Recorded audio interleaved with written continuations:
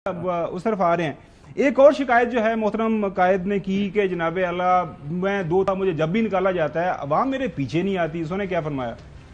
मैं कौम से ये सवाल पूछता हूँ और कौम को ये जवाब जरूर देना चाहिए। मुझे थोड़ा सा गिला कौम से भी है, बिल्कुल मैं दिल की बात कर रहा हूँ, मुझे गिला कौम से भी है। और फिर एक वज़ीर आज़म को झूठे केस में बेटे से तनख्वाह न लेने के जुर्म में फारिग कर दिया जाता है और कौम खामोश बैठी रहे, ये भी कोई बात नहीं है। अच्छा नवीर साहब, अब सवाल यहाँ पे ये बनता है, लोग ये पूछना चाहते हैं, आपकी असेसमेंट जानना चाहते हैं कि बानी पीटीआई के हवाले से कम से कम मैं को आधी दर्जन के करीब जनरल्स के नाम बता सकता हूं कि हर जनरल जी मैंने बनाया, कोई ये कहता है कि उसने बनाया। 8 फरवरी की चौधरी साहब ने बात की, 8 फरवरी के हकायक साहब के सामने हैं। अब जाहिर है लोग उन्होंने वो वोट किया, एक बड़ी पॉलिटिकल पार्टी है, तो अब ये आपको लगता है कि शिकायत जो है मोहतरम ताहयात कायद की अभी भी जायज़ है? अपनी हुकूमत है मरकज़ के अंदर, यहाँ पे पंजाब के अंदर जिधर वो खुद मौजूद हैं, तो वो किस पब्लिक को चाह रहे हैं, वो कैसे चाह रहे हैं कि अवाम उनके साथ निकले?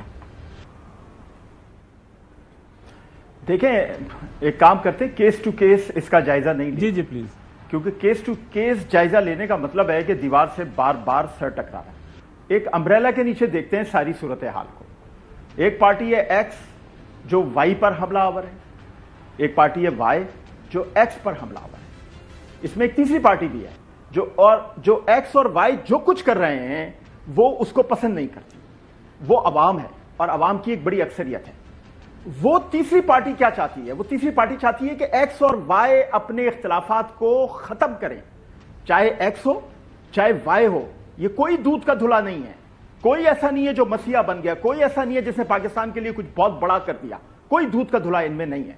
चाहे मैं नाम लेके कहता हूं, चाहे एस्टेब्लिशमेंट हो, चाहे तहरीक इंसाफ हो, चाहे मुस्लिम लीग नून हो, चाहे पीपल्स पार्टी हो, चाहे मीडिया हो, चाहे अदलिया हो, चाहे इस तरह की और दूसरी सियासी जमातें, इन सबको अब सोचना होगा कि वक्त हाथ से निकल रहा है, पानी सर से ऊपर हो रहा है। आप अपने इन इख्तलाफात को अब खुदा के लिए खत्म कर दें। माजी के ऊपर जो कुछ हो गया, माजी में जो कुछ हो गया, हमने देखा यहां लोगों ने माजी के वाकयात पे, माजी की गलतियों पे माफी मांगी। आप भी माजी की बातों को नजरअंदाज करें, इस मुल्क पर, इस अवाम पे रहम करें। आज जो कुछ हुआ, आज इस्लामाबाद में हमने एक बड़ी जबरदस्त चीज देखी जिससे पाकिस्तान के अंदर एक बड़ी उम्मीद बनी। आज वजीर आला खैबर पख्तूनख्वा, मोहसिन नकवी और अवैस लगारी तीनों ने बैठ के प्रेस कॉन्फ्रेंस की। यह पैगाम बहुत अच्छा गया। खुदा के लिए इस तरह के पैगाम को बढ़ाएं। पाकिस्तानी अवाम को इस तरह के पैगामात की जरूरत है। आप किसी को गद्दार, किसी को काफिर, किसी को बदकिरदार, किसी को बेईमान, किसी को आला किरदार, कब तक ये करार देने की जंग लड़ते रहेंगे और अवाम के हाथ में कुछ नहीं आ रहा होगा। एक बात। दूसरी बात, बड़ा आज सिलसिला चल रहा है कि मुजीब गद्दार था या पाक फौज गद्दार थी। आज ये 28 मई से पहले ये सवाल उठाया गया है, ये पाकिस्तानी कौम को सोचना है कि 28 मई हमारे लिए कितना बड़ा दिन है कि मुजीब गद्दार था या पाक फौज गद्दार थी। भाई, जो मुजीब को पसंद करते हैं, जो मुजीब के साथ है, वो कभी नहीं बोलेंगे मुजीब गद्दार था। लेकिन जो पाक फौज को पसंद करते हैं, जो पाक फौज के साथ हैं, वो हमेशा कहेंगे पाक फौज जिंदाबाद। ये इसका थोड़ा सा जवाब है। जी देखिए, माजी के अंदर जो गलतियां हुई हैं वो किसी भी तरफ से हुई हैं, आपने सही फरमाया, उस सबको बात माननी पड़ेगी, या वो कोई भी हो सकता है। एनीवेज, लेकिन प्रॉब्लम ये है, वापस आ जाते हैं अपने मौजू की तरफ, कि जाहिर है पाकिस्तान मुस्लिम लीग नून जो है वो मोहतरम नवाज शरीफ साहब से ही है, और इरफान सिद्दीकी साहब वो क्या फरमा रहे हैं कि पार्टी को किस तरह अदा करना है, पार्टी को किस तरह आगे लेके बढ़ना। सुनिएगा। PMLN जो है वो N stands for Nawaz Sharif. ये जमात जो ड्राइंग रूम्स तक महदूद हो चुकी थी, जो अपना अवामी तशख्खुस खो चुकी थी, वोटर्स तलाश करती फिरती थी, इसको जिंदा किया, इसको मैदान अमल में लेके आए, इसको इक़्तिदार में लेके आए। तो ये नवाज शरीफ हैं जो उस मुस्लिम लीग को जो पाकिस्तान की तख्लीक के बाद गैर मुतहर्रिक हो गई थी और नापैद हो गई थी, उसको न सिर्फ जिंदा किया, मुतहर्रिक किया, फ़ाल किया और एक अवामी जमात बनाया। और जाहिर है कि उनके होते हुए कम लोग ये ख्वाहिश करेंगे कि वो सदारत की कुर्सी पे बैठे।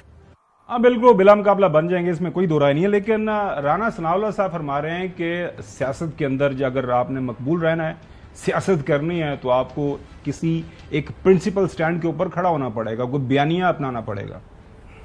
मेरा ये ख्याल है कि हमें अपने आप को पॉलिटिकली ज्यादा रेलेवेंट रखना चाहिए। गवर्नमेंट की अहमियत सानवी होनी चाहिए। उसकी वजह ये है कि कोई अगर ये समझे कि जी गवर्नमेंट लेके आप डिलीवर करके जो है कुछ हासिल कर सकेंगे, तो नहीं, ऐसा नहीं है। मामलात जो है उनको जब तक आप एक सियासी मौक़िफ़ आप इख्तियार नहीं करते, सूरत हाल में आपका पॉलिटिकल रिजॉल्व नहीं होता, उस वक्त तक बात नहीं बनती। साथ ही साथ उसी सांस के अंदर वो बानी पीटीआई के स्टैंड को अप्रिशिएट कर रहे हैं कि जनाब उन्होंने स्टैंड लिया, अच्छा या बुरा जो भी है वो खड़ा है उसके ऊपर।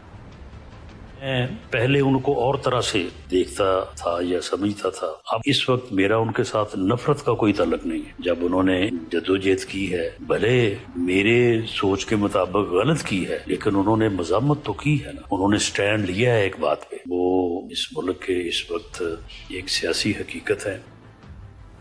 जी जो साहब, सियासी हकीकत के हवाले से तो कोई जी नहीं खावर साहब, वेट ए मिनट। खावर गुमन साहब, एक जुमला जो है वो उसमें मैंने देखा है अभी इरफान सदीकी साहब के कि यानी पार्टी वोटों की तलाश कर रही है, वोटरों की। तो ये जो साहिबान हमें रोज लेक्चर देते हैं उनको ये जुमला सुनाएं कि ये किस तरफ इशारा हो रहा है। वो पुराने ज़माने की बात करें मुस्तफ़ा जी की। जी जो सब नहीं, वो तो जाहिर है वो पार्टी जो हालात हुए 8 फरवरी को, उस तरह जाहिर है उन्हें प्राइम मिनिस्टर बनना था। पार्टी को 2/3 मेजोरिटी नहीं मिली, सिंपल मेजोरिटी भी नहीं मिली, तो उस हवाले से पार्टी को उनको रिवाइव तो करना पड़ेगा। नाज़रीन, छोटी सी ब्रेक की तरफ जाना। ब्रेक के बाद बात करेंगे। पाकिस्तान के अंदर एक प्रेशर कुकर लाइक सिचुएशन बताई जा रही है और साबिक सदर जो है डॉक्टर आरिफ अलवी साहब ने इस हवाले से एक बात की है। उनका कहने का क्या मकसद है, क्या कोई मुज़ाकरात होने जा रहे हैं,